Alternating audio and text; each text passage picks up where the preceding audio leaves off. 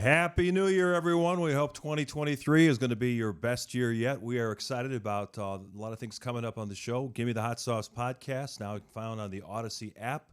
We've got all kind of big things planned for the coming year. Stacey continues to bring incredible A-list guests, and we promise you we'll continue to do that throughout the year. We're looking forward to a big season for the show, and we want to wish a happy anniversary to Timmy Whispers and his lovely wife, Maureen. 30 years of abuse. It continues in all realms of my life. Wow. That's a good way to start the show, Tim. You know what? Yeah. Oh, if he comes back with a black eye, you know Maureen got him because he. See, I know she's not a listener. That's what I have going for me. She's not a listener? No. Make sure she clicks like and subscribe, though, okay? Because we need to grow the YouTube audience. Yeah, okay. Just like whispers. I'll talk to her about it. So what are your big plans? I guess we're recording on a Tuesday because Stacey's going to be on the road traveling to Philadelphia on Thursday. So it was actually yesterday your anniversary, right? That's right. Everyone gets married right after New Year's. It's a good choice. Why was that the choice? It goes along with all the bad choices I've made in my life. He just keeps digging himself like whispers. No, I'm talking about January 2nd, not okay. being married. There was an ice storm, actually, the day I got married, and people were smashing into each other, and yet every single person we invited showed up. In Rockford, Illinois, of all places. I was going to ask, where was it? Rockford. Okay. Yeah. Beautiful Rockford, Illinois. Rock City, baby. Stacey coached there. The home of the Rockford Lightning, baby. That's right. Yes. When he'd have me come out there, I was very familiar with the town. It made it very easy. Yes. So who did you meet first, your wife or Stacey? No, he met his wife first. But I met them both at the same place. Is that right? Yeah. At the health club. Yeah, Forest Grove. Yeah. He was that creepy guy when I was in the shower, and I was walking out with a towel around me. He was sitting there, he's just staring at me. And I'm like, hey, buddy, you got a problem? Yeah. He said, I know you. I'm like, I don't think we know each other. Not like this. Not with a towel. No, I'm just playing America. He goes, Timmy Whispers, he's my oldest friend. How about that? Of all my friends that I have in my inner circle, because we have this inner circle called the Hangover Boys, the Hangover Crew Boys. He's the oldest friend that I have. No, I take that back. No, I'm not. Skip. Yeah, Skip. Skip Pastore. Shout out to my boy Skip Pastore. I've seen the picture to prove it. Yes. Shout out to my boy Skip Pastore over in Lockport, Illinois. He's my oldest friend because I met him on a cruise when I came out of college, him and his wife, and we met on a cruise. But Tim is my second oldest friend. So we met over at the health club, when I was looking for a place to play basketball at. That's where I met him. So is Maureen's jersey retired? Is that hanging from the rafters? Well, she was an aerobics instructor there, so her unitard is retired. She was his personal cheerleader. Is that right? Yeah, she comes She out come to there. all the games Go, and stuff? Tim, go. Go, Oh, Tim, nice. go. That's right. Yes, Still happens today. I get cheered on. Yes. Hey, let me tell you, Tim had his own little cheering section. Right? So Wow. we're in a playoff game. We had a little playoff tournament and at a league game. And so Tim brought his mom, his dad, Nice. uncles and aunts and the neighbors. Big shoulder video camera. They had a video camera. They had a big sign. Tim is our son. And I was like, wow, cheering section. It was pretty awesome. Just like whispers. His mom didn't know anything about basketball, but she was cheering her son on. And after the game, they came up to you. Why is the NBA guy getting all the shots? Why doesn't our son get it? No, Mark. Wait a minute. I was very unselfish. Okay. Yeah. Until the very end, when we needed to win, that's when I took over.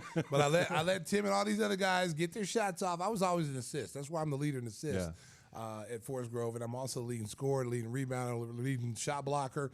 All my numbers. That's why my jersey's retired and Tim's not. It's like that special story where I get the last shot at the end.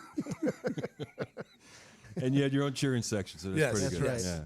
Hey, we're going to talk a lot of basketball coming up. We have a special guest. Nick Friedell is going to join us. You either love him or you hate him, but he's fun to listen to, and we always love having him on Gimme the Hot Sauce podcast. But first, we do want to address the big national story that happened last night in Cincinnati. Buffalo Bills safety DAMAR HAMLIN dropped to the ground after making a tackle, and he had to have CPR performed for multiple minutes, was taken by ambulance to the hospital.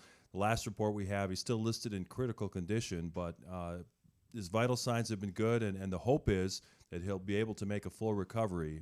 Guys, I was listening to HARBAUGH on the radio before we came in to tape the show, and Hub had a similar experience where he was leaving Hallis Hall, and he just passed out on the sidewalk.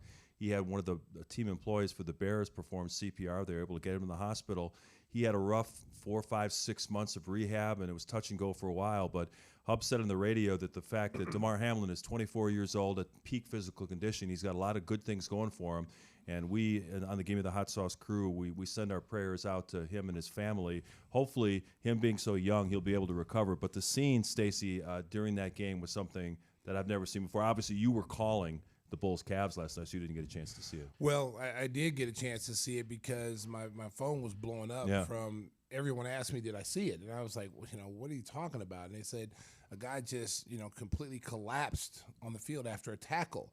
And it's something that you don't see. It's something that you've never seen in any kind of – I mean, the last time I saw something like that was Hank Gathers. Oh, my gosh, and do it during a game. And I thought I'd never see that again. And to see it in a football game, on a big game like that, that was a game for first place, I think, in the AFC. And he just made a routine tackle, and gets up, looked like he was fine, and all of a sudden he just crumpled. And so we were doing the Cavs game, and I think it might have been the third quarter of that game, and I just looked, went online, went on Twitter, and read it and looked at it, and I was just my stomach just turned, because when they were reporting it said he lost consciousness. They had to bring him back to life. Low pulse. You never want to see something like that. You never. His family was in the stands. His son. You never want to see that, or you never want to experience that. And I don't know how the players will ever get over that. Seeing that, right? And then you have a guy like Skip Bayless, making a comment talking about the game should have been played. They should have continued to play. Then there's rumors said that the NFL said give him 15 minutes to get over it and then get back out there and play. I mean, how insensitive! Like that game, they did the right decision. Whoever made that final call and said no, it's over. We're not doing it. We're not playing the rest of the night. They made a great call. Because those guys who were on that field, and you watch it, there was guys crying. There was guys emotionally wrecked from that. There's no way in the world that anyone would be able to play in those circumstances. Yeah, we know football is a brutal game. There's all kinds of injuries that we've seen over the course of watching it over the the 75-year history of the league. But seeing the looks on the players' faces and the broadcasters having to try to figure out what was going on down on the field, and all the coverage that we saw on television afterwards, it was just almost surreal watching that. And Tim, you shared something with us. You had experience early in your life. Yeah, I had cardiac arrest as well when I was a child, a couple times. Things that we learned about Tim we didn't even know. I mean, that's pretty amazing. So what were your thoughts when you saw this was happening? Well, just the oddity of it. I mean, it's very rare, and it's usually some other different kind of circumstance. So to be hit and have cardiac arrest is a super rare occurrence. It's usually something else going on. So I've never seen anything like that before. And the video of his mom being in Cincinnati, they showed video of him greeting his mom before the game, and she had to, go to the ambulance, the hospital. That had to be the most frightening thing ever. Yeah, usually it's a defect well in advance. Yeah. And in my case, it was allergies, but that's another story. But yeah, that's a wild thing to have happen. So we send out, again, our thoughts and prayers to DAMAR HAMLIN and his family. Hopefully he will be able to make a full recovery. And as Stacey was in the middle of calling a game that had a lot of twists and turns last night, the Bulls were up by 21 points in the second quarter. And then we saw Donovan Mitchell, who's generously listed as a 6'3" guard, score 71 points, the most points scored in an NBA game since Kobe Bryant went off for 81 back in, I believe, 2006. When you were watching this, did you realize the points were piling up the way they were for Donovan Mitchell? Yeah, I know. America.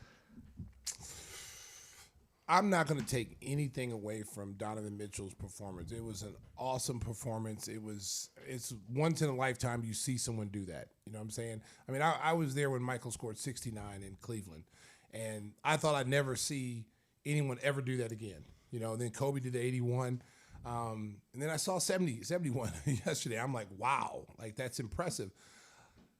But not taking anything away from Donovan Mitchell is an awesome player. But the officiating in that game, excuse me, America, was horseshit. Yeah. I'm just going to be honest. It was the worst second half officiating I've ever seen in my life. Mitchell shot 25 free throws. In the third quarter, it was like automatic. Every time he drove, it was a foul. It was. And then the Bulls, I mean, there's a play where DeMar DeRozan is driving on Okoro and gets fouled. And then Chetty Osman came over and clipped him in the head. No call whatsoever. He falls on the ground, crumples to the floor. No call. And then you came back on the other end. A guy drives to the basket. Mitchell drives to the basket. And someone said hello to him, and they called a foul. it was obvious, like the second half that they went in. The JB Bickerstaff was on them the whole game about the foul call. These were two teams that are good enough that let the players decide the game. You know, if Donovan Mitchell has 71 and the foul discrepancy is equal, say, whoo, you know, great for him. You know, but he's too good of a player to allow that kind of situation happen, going to the free throw line 25 times. Come on now. Because people say, well, he was being fouled.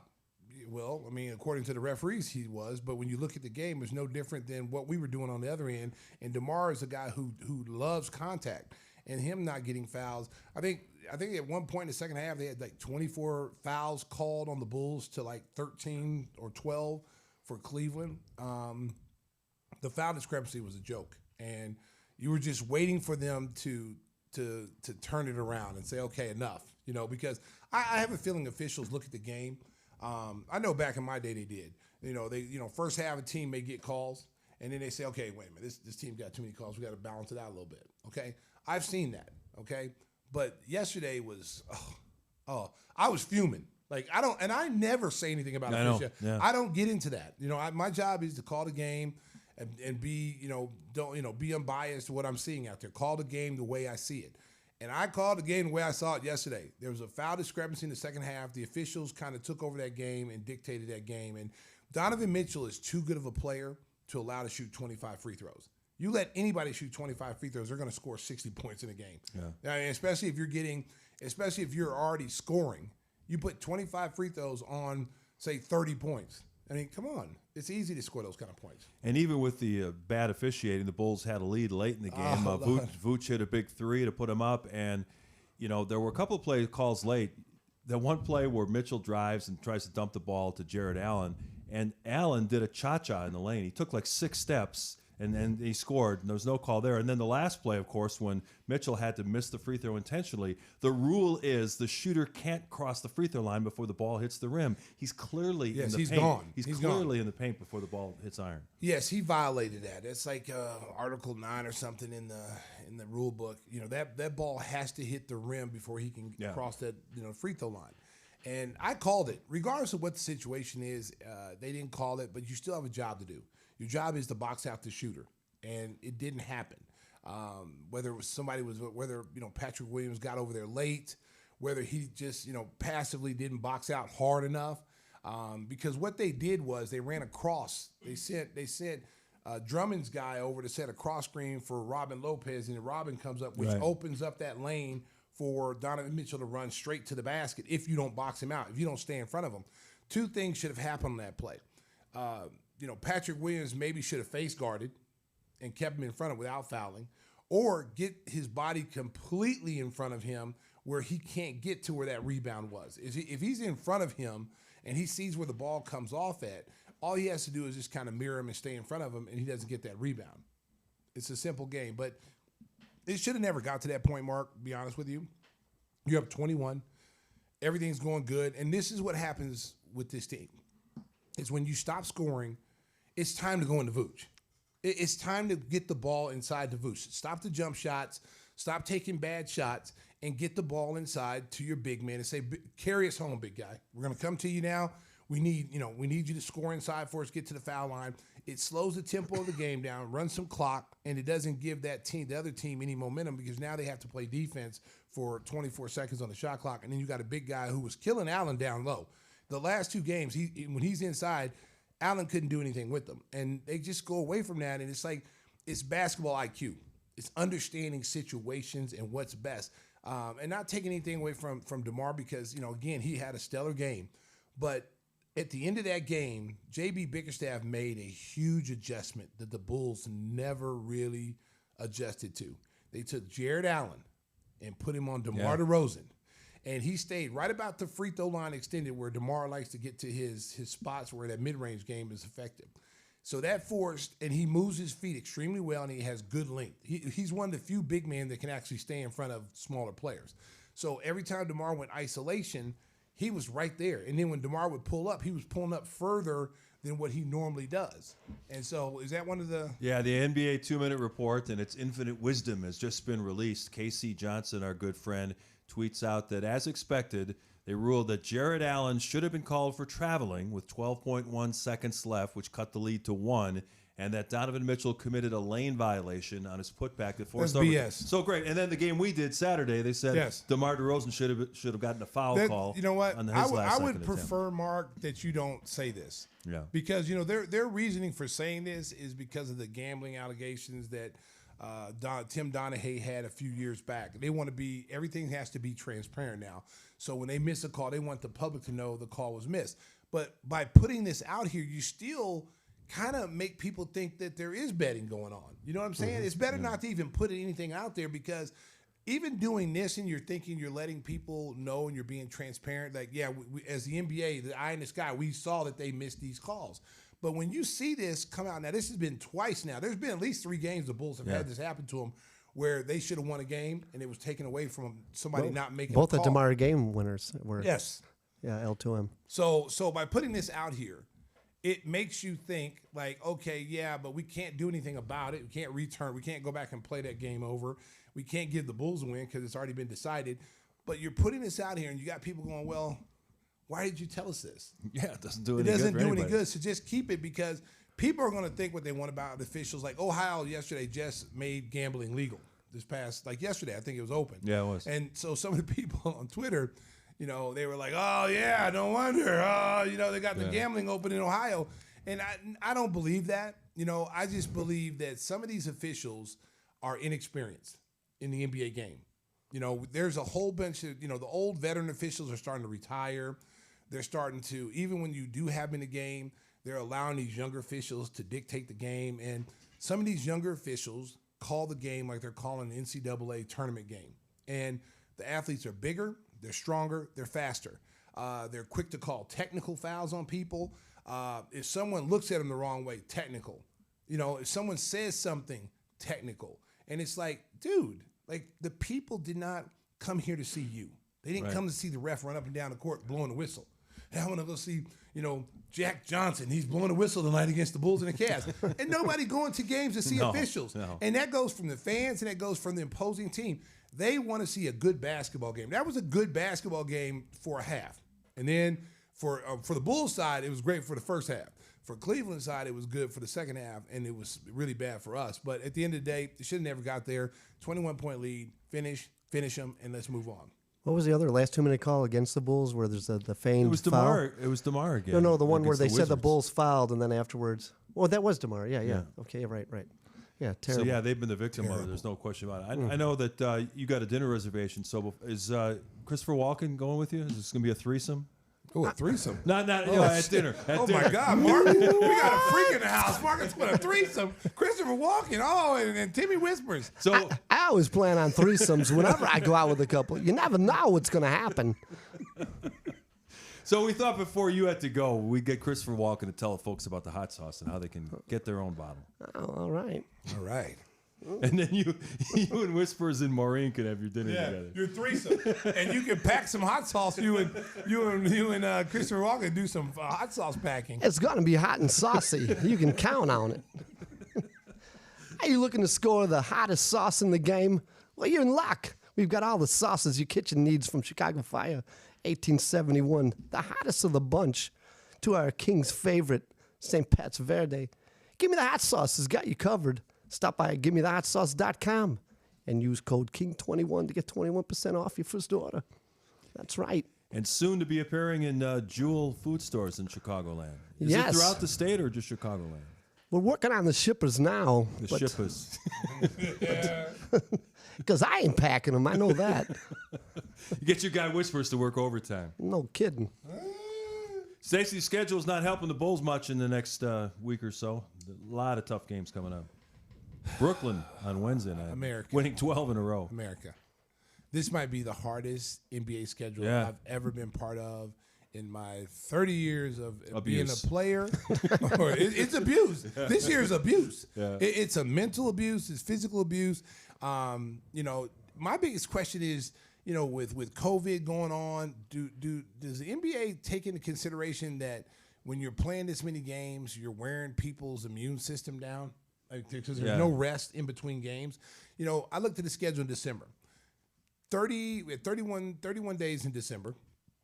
The Bulls played 16 of those 31 days. Yeah. We had like 12 off days in between those things. And those off days, most of those off days were travel days. So you're really not getting off days. You're traveling on an off day. That's not rest. You know, you're on a plane.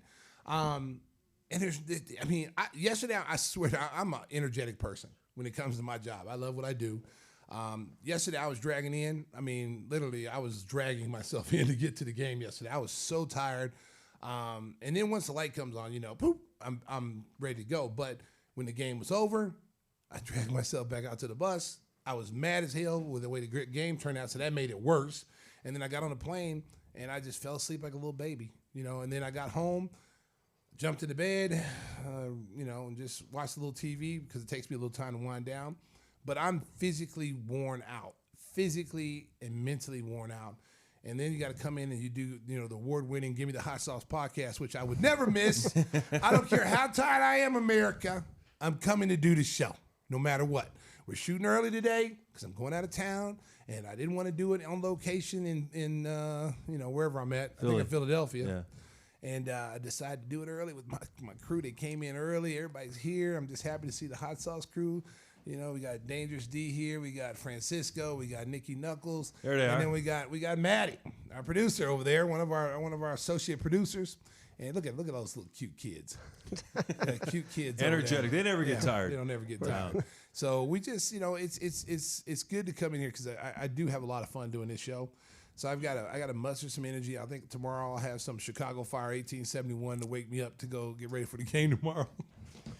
You know, we'll talk more about the Nets 12-game winning streak with Nick Friedell, our special guest. He covers that team home and away, so we'll get some insight on what's going on there. They are now second in the Eastern Conference. They've been playing some fantastic basketball. But, Stacey, the question I want to ask you is, what in the world's happened to defense? I mean, it seems like no teams really take pride in it anymore. We had Luka scored 60 last week. We had Mitchell 71. Klay Thompson had 54 last night.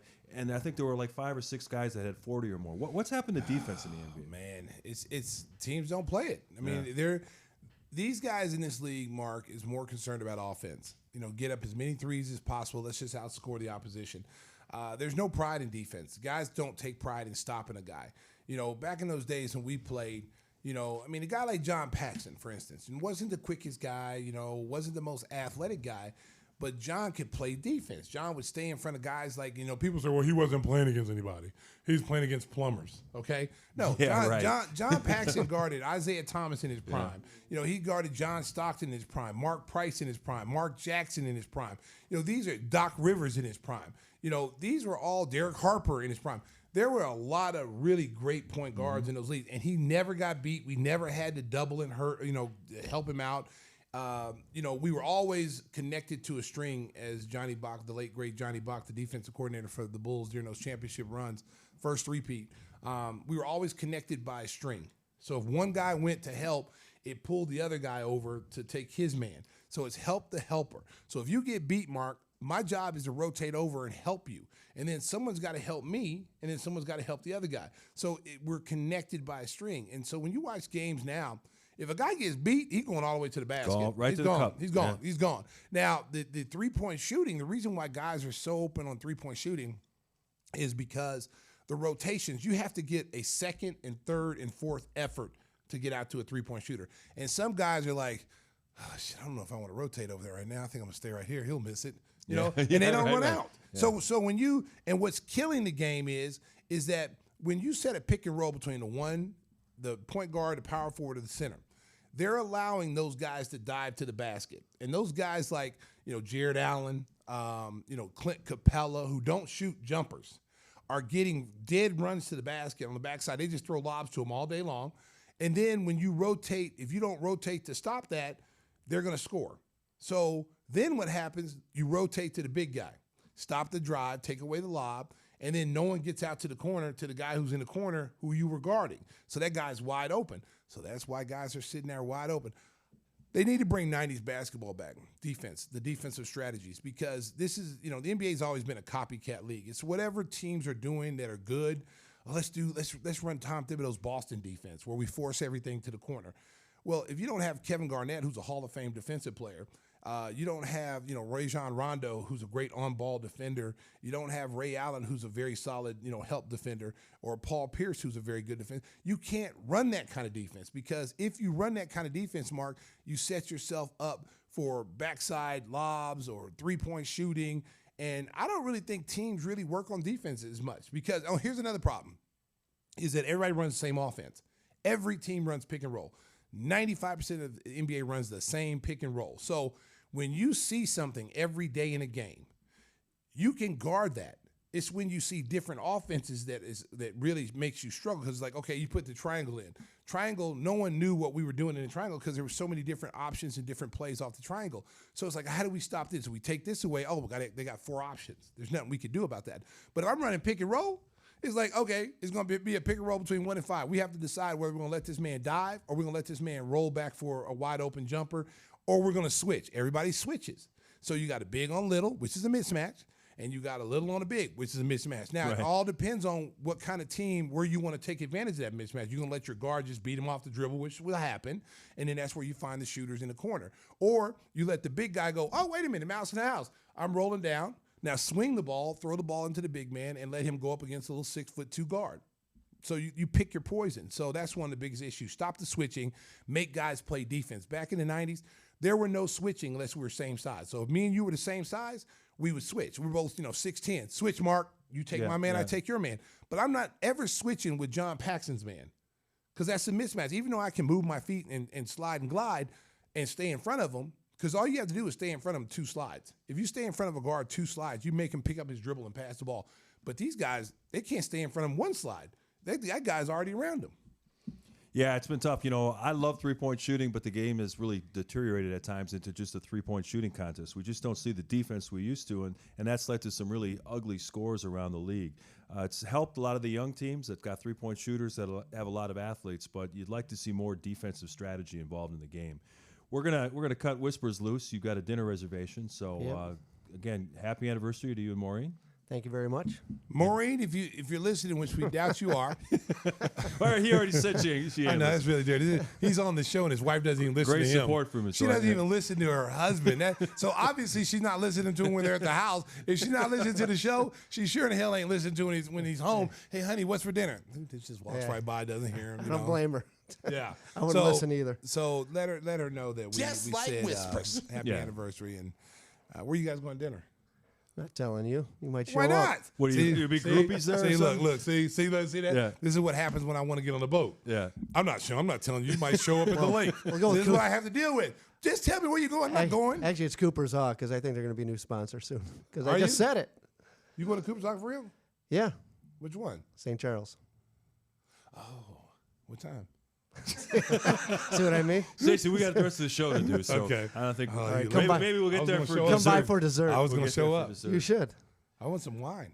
What about we do some wine and dessert? Are you driving or you got Windy City? No, I called them. They said no discounts. I was, Oh, come on, man. I'm sorry, Mike. Mike Hey, would have taken care of it. Mike Amaral said hell no.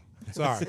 every time I've asked Mike, hey Mike, Tim wants to use you. Yeah. I'm sorry, I don't work No, for Mike. can't I do it. only work for you, Stace. So shout out to Mike. He's out there listening, yeah. He's out there climbing walls right now, working on his lats. He's out there climbing walls right now, getting ready. It's raining. He's playing the Rocky theme in his ear right now, and he's climbing and doing lat pulls. We're going to tell you about another great sponsor, our buddy Jeff Vukovic. When it comes to insurance for your auto, home, and business, make sure to contact the king of insurance. That's our friend, nationwide agent Jeff Vukovic. You see him at the Bulls games. You see him supporting Chicago's baseball teams, the Blackhawks, everybody. You can reach Jeff at jeffvuk.com. That's jeffvuk.com. And you had a conversation with him, Whispers, right? He's gonna come here. yes, he's planning on it in late January here after he gets back from the big AZ. We'll look forward to seeing him. Yeah, he's about Everyone's as red welcome in the Sriracha He's about Studios. as red as Whispers last time I saw him out there. Whispers, since you And made that's that, hard to do. Since you made that is hard to do. Yeah, it is hard to do because you look like you've just been baked and rotisserie chicken. Twice baked. Yeah. Wait, Whisper, hit it. Yeah. No. Sing No, your sing it. way No, out. no, Sing killed your me. way out of You here. killed me My voice is last gone. week. No, Sing your way out of here. I won't kill you. Go ahead. Nationwide. Oh, stop it right there. See, there it is. It's over. It's over, America. I had to step in. professional It was analyst. horrible. I'm sorry. Hey, Nationwide. Tito Jackson, it's Hey, over, okay? thank God it's over. Listen, it's this guy. You want the Sriracha crew to See, sing this I'm week? finally Yeah, done. Sriracha crew, Come on, hit you it. guys. All Get together the now. Get the There we microphone. go. Here comes the Let's hear Sriracha crew. Sriracha crew. Like the three tenors. Do Let's it hear for it. our buddy Jeff Vukovic, all right? Do him proud. Nationwide. Oh, Jesus. Wow. Oh, wow. I'm sorry. America. 1, 2, 3. Nationwide is on your side. This is why you don't let children come to work. This is why you leave your children at home, Child America. labor laws. Child labor law. Leave sweatshop over here. Leave your children at home. Bring your dog instead. How's that okay? feel, guys? How's That that, was feel, good. huh? We want the master. That was good, though. Y'all were better than Wow. Whispers. Whispers sound like he had like something in his throat, like a frog. I don't think I Jeff's did. going to be calling us asking for a clip of that for all. Say what you say. You got the mic on? I said I appreciated that. I did a better job than Whispers. We did a better job than Moczalla. Yeah, I would say. I not would hard say. to I do. don't know listen, about that. I would say this: you guys did a much better job. We needed a female voice, Maddie, because Maddie actually sings. She's in a cover band. Her cover band is called Roxy and the Pussycats, and so she was supposed to sing today. She didn't want to sing. You know, Tim's daughter's a recording artist. Yes. We should have had her come in. Yes, we've been trying to get her to come in because she sings. Yes. All right. But Well, she said that her dad says he never tells her to come. Oh, see? she sure doesn't have my voice. No, she doesn't. She actually Much can sing. better, yeah. She's on iTunes. Isn't she on iTunes? Oh yeah. Give some. Give Yeah, her tell a- folks so they where can they get can her. find her. Like, look up Kiara Kelley on iTunes, Amazon, anywhere. How do you spell that? Kiara Kelley, Okay. Kelley. She can actually sing. Unlike her dad. She's got her mother. She's got her mother's looks, and she got Tim's feet. No, I'm just playing. No, sorry, America. my goodness. America. Hey, no. let's take a She's brief got time good out feet. here. No, Kiara, don't listen to me, baby. I've been drinking some of your You got dad's some beer. music, D. I'm drunk right Nick now. Friedell coming up next. We'll abuse him as well. Next on Give Me the Hot Sauce. 30 years of abuse.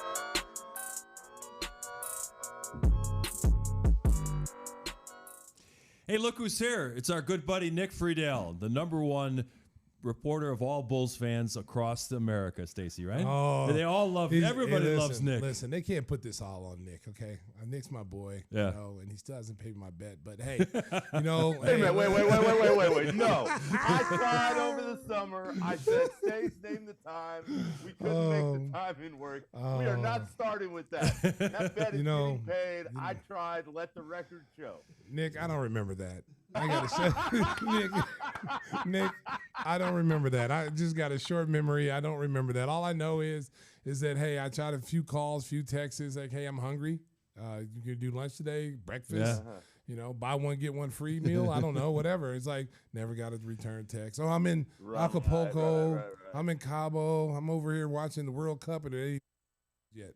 Wow. Hey, you know, Stacey, now's a good time. Wow. Now's a good time for you guys to go double or nothing. Bulls, No, hell Bulls, no. Knicks. Hell no. I'm taking the winnings. No, hell no. Oh, yeah. Hey, the Bulls and Knicks are about the same right now. No, I'm not betting on Mark. I'm just trying to Mark, set this up. Mark, you know, Mark. give Nick a chance to win his stake Mark, back. I'm giving out throat punches like Christmas presents. Don't get one, okay? No, we're not doing that. I'm not doing that bet this year. This is not a good time to bring that up now, Mark. Not a good time to bring that up. We just lost to the Rockets a few nights ago. Come on now. Well, you know, Nick, the Brooklyn Nets were kind of like as the world turns for most of the first couple of months of the season, but all of a sudden they're on fire. The KYRIE KD thing is working perfectly. They got TJ Warren, who's adding scoring punch off the bench. They're going to get Seth Curry back. You know, it looks like all hands on deck, and this team is now a legitimate threat in the East. I know there was the coaching change, but what else happened to turn this around? There are 3 key reasons here, Mark. First and foremost, Kevin Durant is still incredible, and he's playing like the MVP of the league. That guy has been everything the Nets ever could have hoped he would be, and the fact that there was all the drama in the summer, is he going to get moved? Does he really want to be there? I don't know if Kevin handled that the best way he could have. I know he didn't, but I will say this. We've seen so many different teams get derailed, and what jumps to mind is Jimmy Butler with the Timberwolves, Anthony Davis with the Pelicans. When somebody just says, all right, I'm done, that team doesn't recover. To Kevin's credit, he came to training camp, and he has been locked in on what they want to do from that point forward, and he's been awesome. So at the top of the reasons why with the Nets, it starts with Kevin. Second, KYRIE gets off that suspension. It's been all about basketball since he came back. He hasn't said or done anything off the floor that has provided a distraction. He's just played. He's been really good, and everybody has kind of followed the lead that Kevin and Kyrie have set. And then there's Jacques Vaughn. And Mark, I'm still not exactly sure how much credit Jacques deserves in the moment, but I would say this. He's listened to his players, and Stacey, you can speak to this from all the years that you've been in and around the game. The message that has become very clear is he's simplified what's going on, and this team really doesn't practice or have shoot-arounds anymore. They show up to the gym. They might have a walkthrough before a game, but Jacques' point is, hey, if you get 30 minutes in that game, I want your whole focus to be on those 30 minutes. Give me everything you got, and we'll play for the day that's in front of us right now. So the message has been very clear from what he wants to them, and everything is in working order right now in Brooklyn. And guys, I'm stunned given all the things that led up to this point. How important was it, Nick, that the management made a hardline stance to their star players? Because we've seen over the past years, the last 15 years, where players have made demands and then the organization buckles and pretty much gives the players what they want. How important was them to finally step out and be one of the few organizations to say, look, you're under contract, you're going to honor this contract for 3-4 years, whatever their contracts were, and basically just play, and we'll do, you play basketball and we'll handle the management part of it. How important was that for this team? I think it was crucial, but Stace, this is the biggest part of why the Nets got through the summer and why they have maintained up to this point.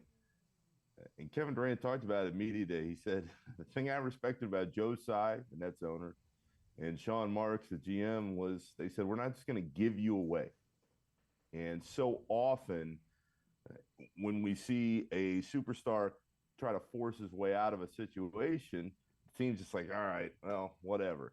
And it's very obvious in the conversations they had over the summer that they went back to Kevin and said, hey, look, this is what we're being offered. And Kevin, being the star that he is, having the ego that he has, it's like, are you kidding? For me? Yeah. That's all that is on the table right now for me. So I think there was an acceptance on both sides of what could still be. And within that organization, they still hope that good times were ahead. But it's a credit to not only the stance that was taken, but a credit to Kevin for coming back and saying, all right, well, let's see what can happen. And the last month or so, things have been pretty smooth, but the Nets really got some credit across the league, I think, from a lot of different executives in handling it the way that they did. But I think the other part of this is Kevin Durant still could have said, hey, guys, I'm out. I'm not messing with this stuff. And he didn't push any harder once it was communicated to him what the offers were coming back. Well, there hasn't been a Kyrie Irving meltdown in the last few weeks. So what's the over-under on when he does something crazy and upsets the apple cart again? Mark, that is the toughest thing to predict in this Nets world that I'm in right now. Kyrie is the most unique character in this entire situation because for as unbelievably great as Kevin Durant is, Kyrie really sets that tone. And from the outside looking in, I think a lot of people always ask me, that his teammates must hate him. Yeah. That's not the case at all. The younger guys on this team really like Kyrie, and it's why he has been able to come back off that suspension and fit into the framework of the locker room and play his game and do well. But that is what hovers over this team. It's the possibility of an injury with Kevin, as we've seen the last couple seasons, that has popped up. I mean, look, that's any star in the league. You lose your star, that's really the end for a lot of teams. But if Kyrie can just keep his focus on the floor and not say something or do something off of it that upsets the rhythm that the Nets have been in, then there is a chance that they can keep building what they've got now and maybe surprise some people in the East once the playoffs start. But every night, Mark, we sit in these press conferences, and there's always a Nets PR person. Sean Marks has been in a couple of these. They just stand in the back and they just wait. Hang on. They're scared because they don't know what's going to happen. But for the time being, everything seems pretty smooth, and nobody's ever debated whether KYRIE can still play. He's an incredible player when he's out there. It's just all the other stuff that happens. Okay, let's talk a little bit about Ben Simmons. How is he fitting in there now? We know he's not scoring like we think he can score. I remember watching a video about a couple of weeks ago where he got to the middle of the lane underneath the free throw line, and you heard somebody go, "He's not going to shoot." That's a problem. And he didn't shoot. But how's he fitting in there? What is his role on this team? Is he the point guard that allows KYRIE to play off the ball? What is his role, and how's it changed now since KYRIE's back? I think they're still trying to figure out exactly what that is, Stace. That is in transition as far as the role that Ben is going to have moving forward with this group. What we've seen is he can be an offensive creator. He can push the tempo. He can get his other teammates involved defensively. They've used him at center sometimes. He's provided that big frame to push around different guys down low. We've seen his matchup with Giannis. He's not afraid of the back and forth there. But the reason why I think Simmons has found himself a little bit within Brooklyn is the spotlight is always going to be on Kevin and KYRIE. So long as they're on this team, those two are going to dominate the conversation. Ben Simmons, guys, he on this team right now, he's just another player in the sense that he can kind of come and go as he pleases, and he doesn't have the media obligations every single night that he might have in Philly. And there's not that pressure to deliver every night, especially offensively, when you're playing with two of the greatest offensive scorers that we've seen at their respective positions. So for the Nets, they're going to need more from Simmons if they want to legitimately contend in the East later in the year. But right now, they're bringing him along slowly. His back seems to be holding up fine. He's had some other lingering issues, injuries that he's been dealing with. But for the moment, I think that they're getting the solid defensive presence, and he's pushing the offense in different places when he can. They're not asking him to do too much, and they don't want to overwhelm him as he continues to find his way back after so much time away from the game. All right, Nick, let's bring you back to Chicago. I know recently you made an appearance on the Waddle and Sylvie show, and they wanted to beat you up for the Bulls becoming a factor in the Eastern Conference. But at the point that you were on, you were kind of in a position of strength there. What's your read on what's going on with the Bulls, and do you expect AK to make some changes before the February 9th trade deadline? I remember when the three of us were talking this summer. Yeah. And I said, okay, do we think that Zach LaVine and DeMar DeRozan can lead this team to a title? And Stace goes, no. And I said, okay. we're done. This is the issue. And so many of my friends back in Chicago seem so frustrated with what's gone on recently. But even if things were great, guys, and this is my point all along for the last couple seasons, DeMar has far exceeded expectations. Yeah, yes. He's been terrific. Zach has struggled to live up to that deal, and he's been dealing with the knee issues. But even more, I cannot believe from a distance, because I obviously don't live it day to day anymore, how little criticism it seems, at least up to this point, that Karnisovas and Eversley have got. I mean, if the lingering shadow of Gar and Pax wasn't still hovering over this team because they were there so long, those guys should be getting crushed. Well, they're in hiding, Nick. They don't talk at all to the media, which is also stunning, and really, it's kind of sad because you have such a huge loyal fan base, and the fans want to hear what's going on, and to just disappear, that's their prerogative, but I don't think that's the best way to go about business.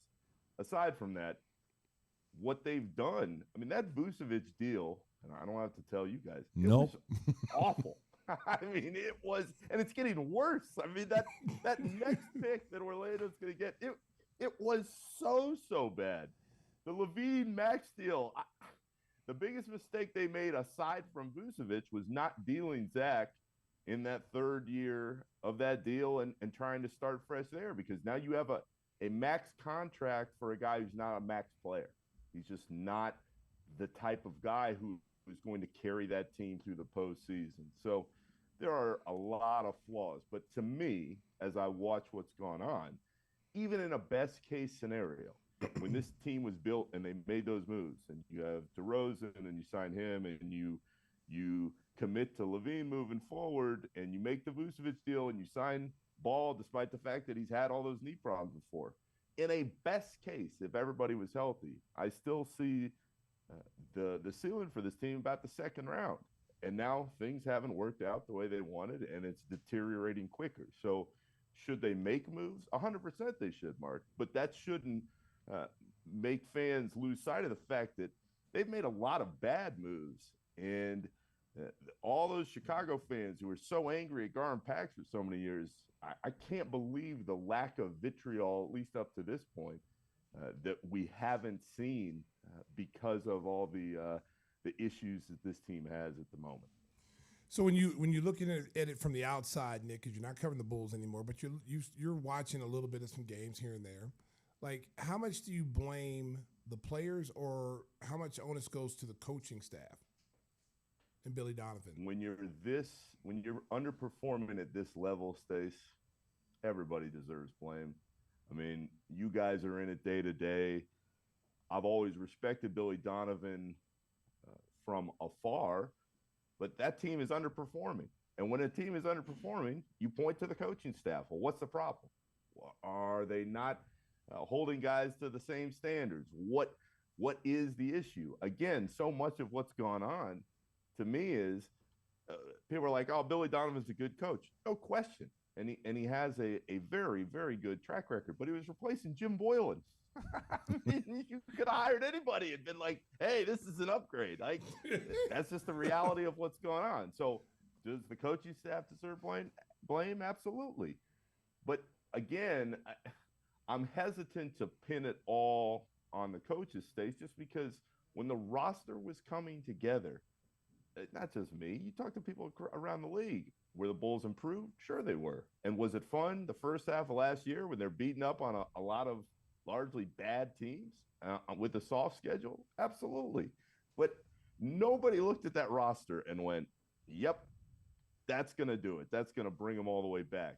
And this is where I always go back to, there were so many people who hated Garden Pax at the end, but their whole mantra was always, we're not going to just build a team that we think might win a playoff series. That's not our goal. Our goal is a title. They couldn't accomplish that goal. Go back to Derek's injury. We know how that altered the course of the franchise. But the way the roster construction was with this team, what was the end game? I mean, who looked at that team and went, yep, like that looks great. That Vucevic deal is just brutal. And the Levine deal, while he's still a very good player, he's a very good player who's got knee problems. And those don't just go away over time. So I think a lot of it is the talent that was on this roster was overblown into how good they could become. And so when you're cutting up the piece of the blame pie, Stace, it could go a lot of different directions. But I go back to more than Billy and his staff, more than the roster. This is on Karnisovas and Eversley for putting this team together the way they did.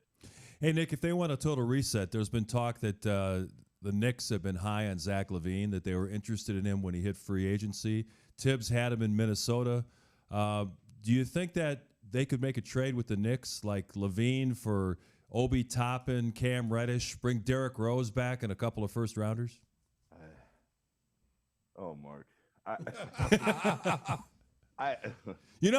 Tibbs likes his certain guys, you know? Well, but if he loves Zach, Zach would still have exactly Timberwolves. I mean, like, that's why anybody who brings up the Knicks, my old buddy Tom Waddle was asking me about that a few weeks ago. He's like, oh, what about Zach to the Knicks? And I'm thinking, if Tibbs loves Zach LaVine so much, there never would have been the Well, he wanted to get Jimmy. He had to give something up to get Jimmy back. Right, but he would have found a way. I mean, we all know Tibbs. Tibbs Yeah. would have been like, no, Zach is not going anywhere. We'll find it from somewhere else, and that didn't happen.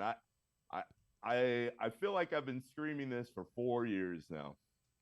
Zach is a very talented offensive player, but if you're going to be a max guy who's going to lead a championship team, or in this case, Mark, if you're going to be a guy who another team trades for, and you're acquiring Zach LaVine, you get better offensively. Where else are you getting better?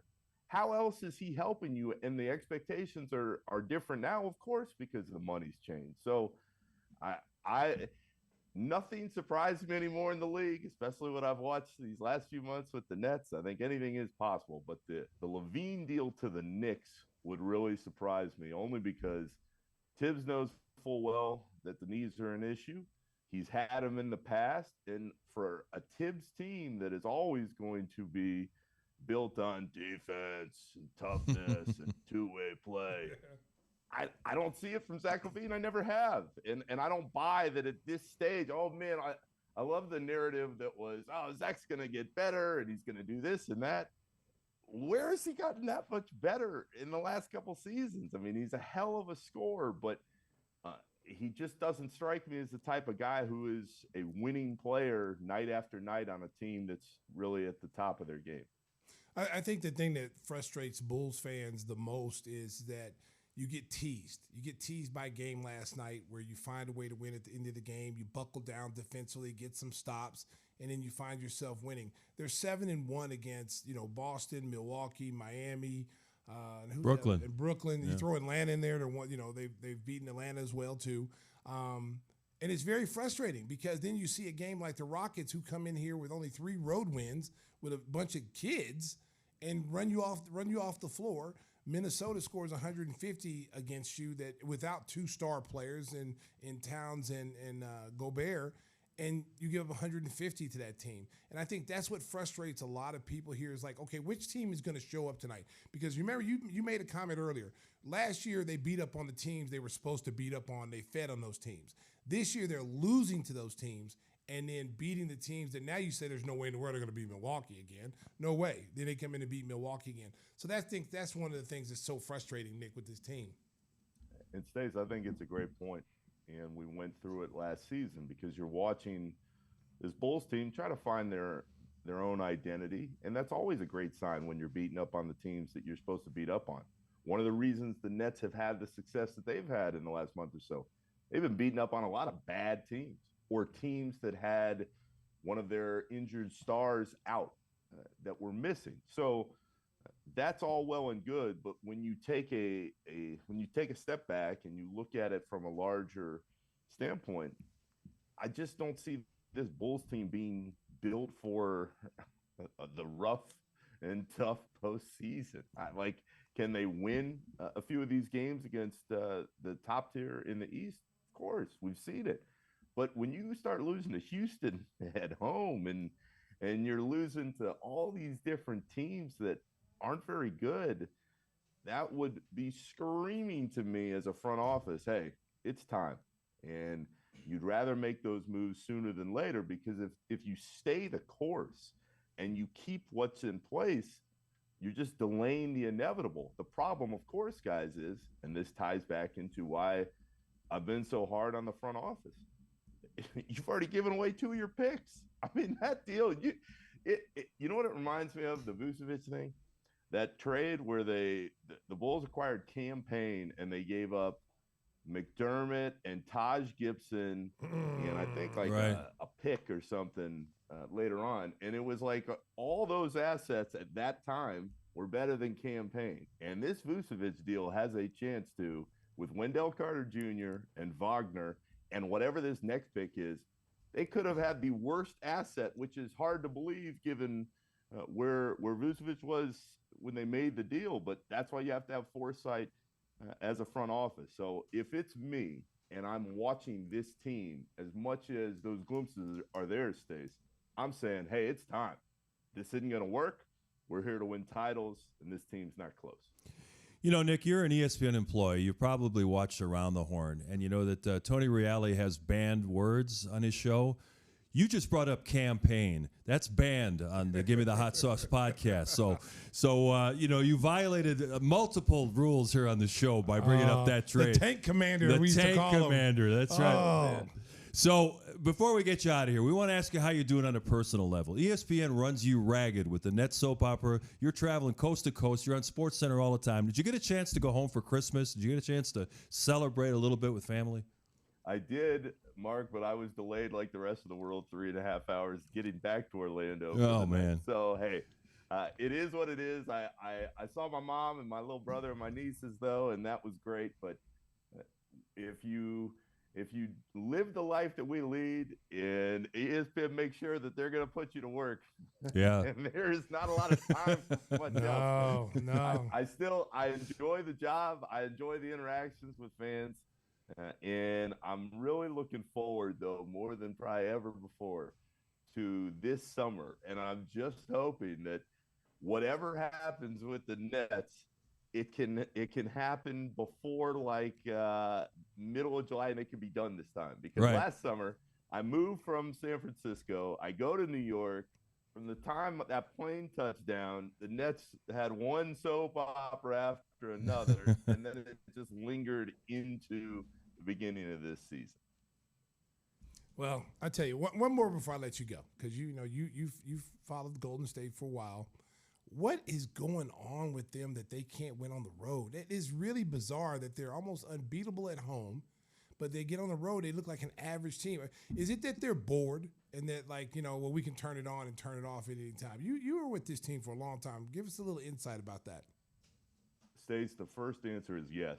I think there is a championship hangover going on, and that has shown through at times when they're playing the awful teams, especially on the road. And they're just like, whatever. We'll be ready in the second half when this matters, and we can hit the switch in the postseason. So, yeah, I think that's a big part of it. But the second part, and this gets lost and goes into the conversation we're having about the Bulls and building a roster, building a team. The pieces they thought were going to fit on the bench with this group, the JaMychal Greens and DiVincenzo's played a little bit better of late, but they're not Otto Porter. And I know that's a name of that's another banned word. Come on, yeah, Nick. I know. I figured I was going to get a mute button or something for that, but Otto was really good for the Warriors last year. Gary Payton II was really good for that team. They were getting lifts on a nightly basis from people other than Steph and Draymond and Clay when he came back. But Stace, I would not want to play this Warriors team in the playoffs. I know what John Morant said a couple weeks back. Hey, I'm good in the West. Okay, you want to play Steph Curry in a 7-game series when he's healthy? You want to good play luck with motivated Draymond? Clay, sadly, just isn't the same player that we were used to seeing prior to the injuries. But I think there's a different level he can hit as he continues his own rehab progression. And I don't think this is the best we're ever going to see from Clay again. I think he will get better.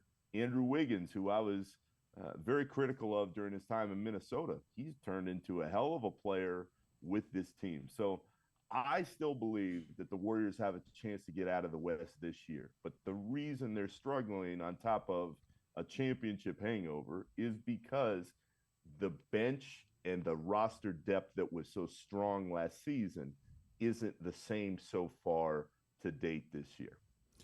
Well, Nick, thank you so much for making time for us today. Happy New Year to you and the family, and we look forward to catching up with you next time you're in Chicago.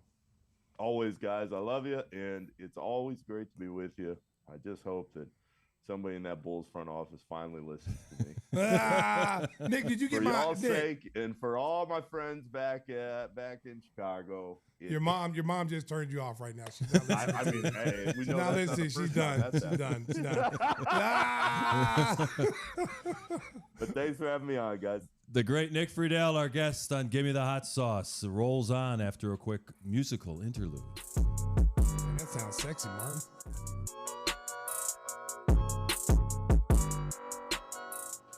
We are very excited to welcome a new sponsor to the show, the Biggers Auto Group. They've got a new Mazda location in Elgin at 2100 Randall Road. This is the biggest Mazda store in the state of Illinois. From really cool SUVs to the awesome Miatas, and introducing the all-electric CX-90 SUV in 2023. Come see the new models for sale at Biggers' Big Mazda grand opening on January 14th. And all new test drives at the grand opening will receive a bottle of Stacey's signature hot sauce while supplies last, so make sure you check that out. Don't miss out on a hot new or used Mazda with some hot sauce to go along with it. Grand opening at 2100 Randall Road, January 14th at Biggers Mazda. You think Whispers are going to be there, Stace? No. No. He's going to be packing the hot sauce, though. That's for sure. Yeah, you know what? He might be there because he's going to be the one delivering the hot sauce. So, yeah, he's definitely going to be there. Well, we're excited to have them on board. Always looking to welcome new sponsors. I know you were trying with Lou Malnati's. It hasn't really come through yet, but they better hurry up because there's train's leaving. There's some other pizza places that have been inquiring about the Gimme the Hot Sauce podcast. So I'm holding out for you, Lou. Lou, if you're listening. Lou, if you're listening, we don't turn nothing down but our collars. Well, we're very excited to have Biggers Mazda on Biggers. board. I want to talk a little football now. I know, Stacey, during the game that we were doing on Thursday or Saturday, you became an instant TCU fan, showing that Big 12 pride. First of all, Mark, I went to TCU. Don't say I was a fan, okay? Right. We're in the championship game right now. We? Yeah, the Horned Frogs. You got to do the Horned Frog little emblem. So we are definitely going to win a national championship. We talked about no defense in the NBA. There's no defense in college football. Those scores were crazy. What was it 51-45 and 42-41? It's crazy. Listen, Mark, no one gave us a chance to beat the powerful Michigan Wolverines. No one gave us a chance except us, the people of the Horned Frog Nation. Horned Frog Nation. We were the only ones that believed in ourselves. No one gave us a chance. Man. Yes, and I just want to say, we're the Fiesta Bowl champions, and shout out to the greater Texas area down there that houses the Horned Frog Nation. I want to send a special shout out as an alumni. I couldn't be happier. It was a tough day at my house. Yeah, it was. Yeah, my son graduated from Michigan. My Yes. daughter graduated from The Ohio State, and they both took an L. Well, you know what? I started to call Brooke, but I felt that she was in mourning right now, and I didn't want to. I didn't want to. She took that one hard. Yeah, I didn't want to rub it in. They're up 14 going to the fourth quarter. Those are the ones that really hurt when you give it away late. Yeah, and they clearly dominated Georgia, which was a surprise. I didn't think that C.J. Stroud had the best game of the year. C.J. Stroud looked like an NFL quarterback, and I think he really helped his stock against an NFL caliber defense. I thought he did really well. I was blown away by the way they just gave up at the end. They just kind of went right down the field. They went right down on them, and it's like they did a great job of containing Georgia in the first, 3 quarters, and then it just kind of fell apart. Yeah, but you talk about officiating. There were a couple of crucial calls in that fourth quarter. There was a 4th down stop that they said they stopped the runner short. You come back from commercial. Oh, 1st down, Georgia. We took another look at it. He made the line to gain. Then they called targeting in the end zone. Oh, no, that was okay. And they lost Marvin Harrison Jr. for the rest of the game on that play. Well, you know what? His little eye in the sky. Hey, listen, we needed Georgia in the finals, and I don't know what you're going to do, but do something. We need Georgia in the national championship game for a repeat for ratings. Do you think your TCU Horned Frogs have a chance against mighty Georgia? Yes. You know what? I mean, listen. All we have to do. All we have to do, America, is play balance, run and pass, keep them off balance. I think what really surprised Michigan is how physical on defense TCU was. They were running to the ball. They were really putting helmets on Michigan players. I think it was surprising. I think everyone thought that Michigan would out physical them, because they were bigger, and Big Ten and. But I tell you, if they come with the same intensity, because they're fast, they got athletes on defense. It's going to be tough for Georgia to do the things that they want to do, because you're playing a team that's equally fast as you at the key position. So I think we got a really good chance, Mark. No one's giving us any respect whatsoever. We're gonna get respect, America. There he is, the Horned Frog Claw. There it is right there. That's what we do, Mark. That's what we do. Yeah, in that game, Michigan had threw 2 pick sixes. 3 times they had the ball inside the 5-yard line, and it got Stop 3 trying to total be points. cute. No. Stop. They try to trick play the first time. Yeah. Okay. And they Try got to be thrown for an cute. 8-yard loss, Try to be yeah. cute. Okay. Then you come in with a big package when the dude fumbled at the goal line. After the touchdown was reversed. That should have been a touchdown. Yeah, that was yeah, bad. yeah, it was Okay, that's bad. That's bad. I will give Michigan fans that was a bunch of crap, but hey, you still lost. Anyway, go Horned Frogs. You have fourth and you have like a first and goal. You bring in a big package. You show everybody what you're doing. Yeah. So all you got to do is just hit the gaps. Just stop the gaps, push the defense back. And the guy they handed it to had never carried the ball all year. It was like a converted linebacker. Yeah. Like, come on, man. You got That's boxing that is gloves for getting cute, hands. You're getting cute. Man, just stick to the basics. Stick to the basics. Stick to the basics, okay? Run the ball. With your star, number 7. What's his name? I don't know his name, but number 7. Give him the ball. Or quarterback sneak. Yeah. Simple game, man. Now, just trying to be cute. Let's play some. Let's show that we have razzle dazzle in the Big Ten. Yeah, And now they're talking about Harbaugh going to the NFL. I guess the Denver Broncos, the Colts, and the Carolina Panthers all might be interested in. None of those jobs are appealing except for probably Denver because you got a franchise quarterback there. Carolina. Yeah, I don't have. No.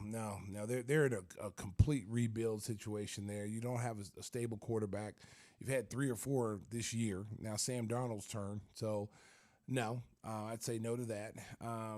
What was the other team? Colts. They don't have a quarterback either.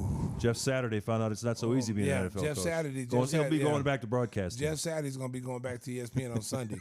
Okay, so it's over for him. Yeah. And then Denver's really the only team I think that if you were picking one of the 3 that's anywhere entertaining because you got to figure Russell Wilson will be better next year than He's got to be highly motivated after this terrible year. Yeah, he had a terrible year.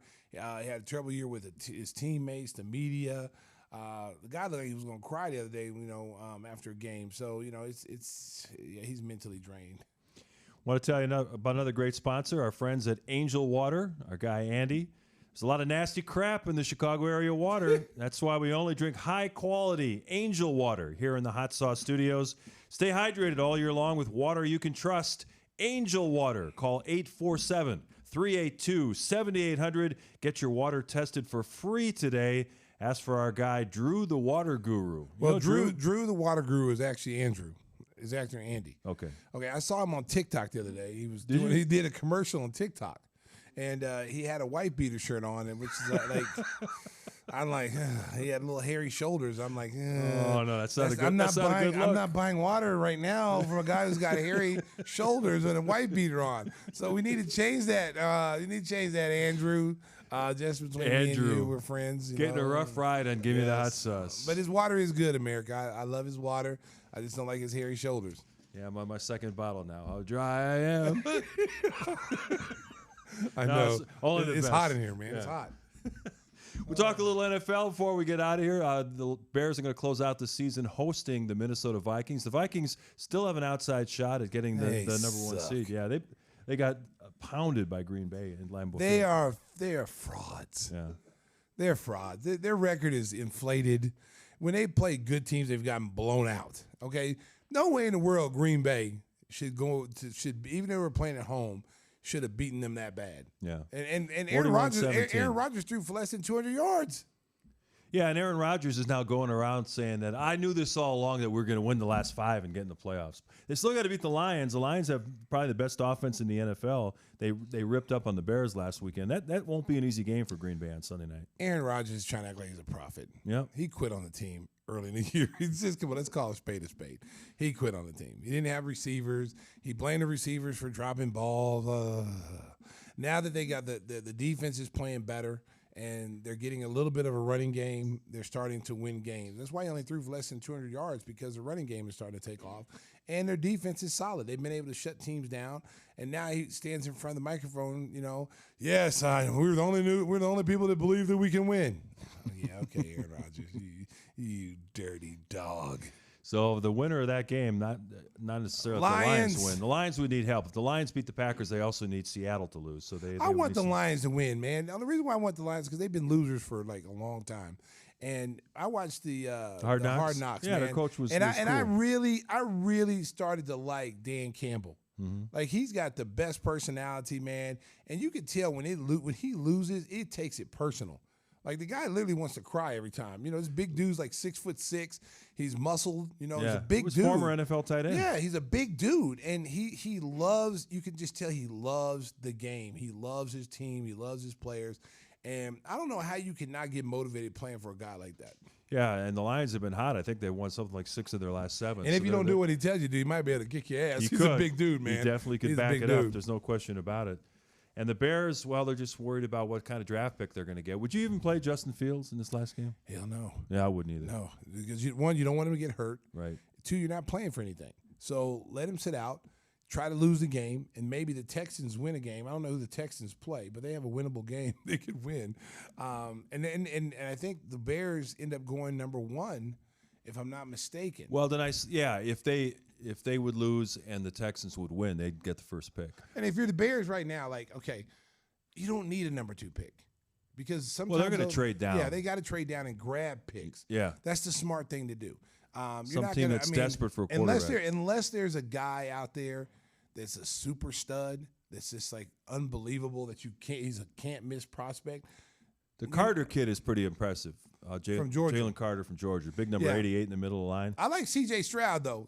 But we already have a quarterback. Yeah. We have an Ohio State quarterback. Yeah. But the Bears need to just trade down and try to get multiple picks because somebody's going to want to get up and let's say somebody wants to get number 2 and they need a quarterback because there's a lot of teams that need quarterbacks. Yeah. So, you know, who's to say that a team won't pass like Carolina Panthers at 9?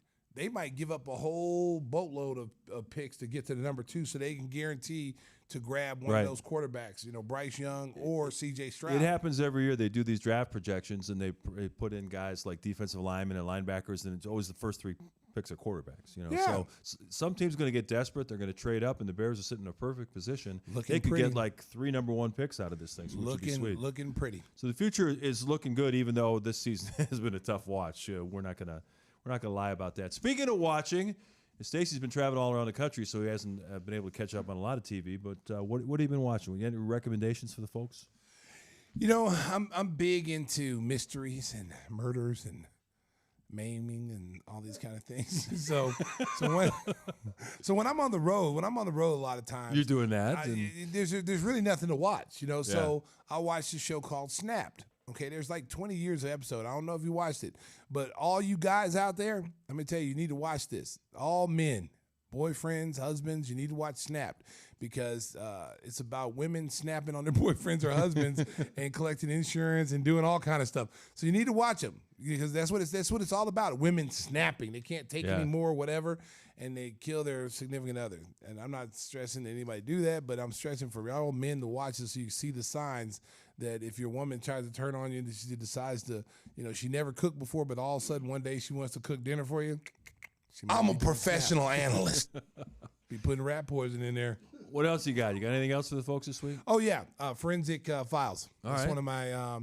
That's another one of my favorites. This is kind of like an old person show, okay? But I'm young, but I like this show because I like to see that in kind of 48 hours. Like I like these police things, and the Forensic Files is pretty cool because it tells you stories of things that have happened to someone, like someone was murdered, and then you got to follow along to find out who the suspect was and the clues and everything. So it's really, really cool. The only thing about Forensic Files, they need to update it because it's like old stuff. Like you'll see some stuff like in 1967, like, you know, where the picture's grainy. You know, it's like, okay, come on, man. I like the show, but let's get it back into the new millennium. Let's get it back towards more today stuff. But it's an awesome show. So does it come on after Golden Girls? It comes on every. Oh, that's uncalled for, Mark. Okay, there's no damn Golden Girls. Okay, all right. This has its own channel. It's on I think it's on the History Channel, if I'm not mistaken. But it's on its own channel, and it runs like 24 hours a day. It's really good, man. Dateline, and Dateline's another one of my shows with what's the dude's name? Keith, that looks like Jack Frost. Yeah, you know what I'm talking about? Yeah, the dude that always ultra makes suspenseful. Yeah, the dude always makes everything look so bad. And you know, wait a minute, before I go there, one of my favorite shows that's no longer playing is How to Catch a Predator. Okay, that was awesome. I don't know if any of y'all saw with Chris Hansen. Chris Hansen. Mark, you ever seen it? No. Oh, okay. No. So it's about these guys sneaking in trying to, you know, they're pedophiles and they're trying to, you know, seduce children or something. So they have a sting operation going. So these dudes show up to the house thinking they're talking to like a 13-year-old. And so when they're looking for this 13-year-old to come out, the girl will answer the door. Hold on, I'll be right back. I got to get some cookies. I'll make some cookies. So she goes into the kitchen. So the guy sits down. She'll say, make yourself at home. And the guy will sometimes will take his shirt off and just like a freak. And then all of a sudden, Chris Hansen will come out. Yeah. And he'll pop out of the kitchen. And he'll say, what are you doing here? He said, what are you doing? And then the guy goes, oh, I was just here to, you know, to bring some, you know, to meet this girl. She said she was of age. And he goes, well, that's not what the transcript says, because they have all the texts and emails. And so he says, he goes, well, why are you naked? Why are you sitting naked? Chris Hansen plays that role so, and then the guy go, I think I know who you are. And he goes, you're that guy that always catches people. He goes, yeah. He says, well, can I go? And the guy goes, Chris Hansen, yeah, you can leave. You're free to go. No one's stopping you. So as soon as he walks out the house, he gets slammed by the police. They tackle him. It's like 3 or 5 linebackers running and tackling him. That's another good show. But Chris Hansen got in trouble for domestic violence, so the tables got turned on him. so he's no longer doing that show. But that used to be a classic show too. Hey, if you're a fan of stand-up comedy, you got to check out the latest special by Sebastian Maniscalco. This guy is just hilarious. The facial expressions, the stories he tells are just unbelievable. His latest one called Is It Me? And he tells some great stories, Stacey. He's 49 years old, and I don't know if this is his second wife or whatever, but he has like a 5-year-old son and a 3-year-old daughter. So he's dealing with having to go to take him to nursery and daycare and all this stuff. And some of the stories he tells. At 49? Yeah, that's just crazy. You know, he's talking about, you know, parents inviting him to pizza parties and stuff. He goes, hey, I'm 49 years old. I'm not looking to make new friends. I bet you that is hilarious because you can only imagine having, I can't even imagine it, but being, you know, almost in your 50s and having children. Yeah. Ooh, man. You know, say, hey, taking Dad, a kid into preschool. Hey, Dad, let's go out there and throw the football around. Like you're like 65 and he's 10. All of a sudden, man, your back goes out, shoulder goes out. You go into the hospital with a torn Achilles. Yeah, because you're trying to keep up, man. Nah, bro. No, he said most of the playing with the youngest one. He says it's done on the ground. He goes, "This my knee hurts. You know, I don't want to be standing up too long." So yeah, it's tough when you have kids at that age. They think grandpa's taking them to school instead of their dad. Well, good for him, man. I mean, listen, hey, found him a young wife. Yeah, keeps him young. Keeps them moving around, and that's awesome. But I mean, as far as kids were doing well in the comedy circuit. Because I tell you what, the comedy circuit, if you're a person in comedy and talking about life issues, that's funny. Because there are more people out there with kids and married that will find that funny. You know, when the comedians who are not married, don't have kids, you know, they pretty much say the same stuff. You know, but when you start talking about life issues and my wife did this, or I went, you know, the laundry was done, the kids did this, that is more fun for people who are actually in real life situations. And you see the empty chair if you're watching on YouTube. Whispers is out celebrating his anniversary. He started the show by saying some really dumb things regarding his wife, which he'll just regret. Like Whispers. And the first 10 minutes of Maniscalco's bit was all about his wife, which is hilarious. So if you get a chance, check it out. It's on Netflix, and I think you enjoy it. The other thing, I just finished season 3 of Jack Ryan with John Krasinski. That was very good, too. Yes, so the original Jack Ryan is the show, though. Yeah. That's the best. Yeah, absolutely. Yeah, that's man. So we gave you some recommendations as we start the new year. We always try to give you some stuff that you might want to watch. I mean, everybody's got multiple streaming channels. We're trying to edit it down for you that maybe you can enjoy over the coming weeks. As we start out 2023, we wish everybody a happy and healthy new year. And as we mentioned at the top of the show, our prayers go out to DAMAR HAMLIN and his family as he tries to recover from that tragic accident on the field, or the incident on the field in Cincinnati. Again, we wish Whispers and his wife a happy anniversary. Happy anniversary, Maureen and Tim. Yeah, we thank everybody for listening and watching. And Maddie's reminding me we got one more sponsor that we need to mention. Will it be Biggie Bagels, Cuppy Coffee, or Dashing Donuts? Dunkin' Donuts, you out there listening? Yeah, I can do it on the Mike's show, too. Mike's on the car with a shotgun. If we don't mention it, man, that'd be hell to pay. Hey, I'm just telling you, hey, we don't turn nothing down but I call up here. Give me the hot sauce. So, Dunkin' Donuts, if you're listening, is it Cuppy Coffee or is it Dashing Donut? All right, I'm going back to Windy City right now.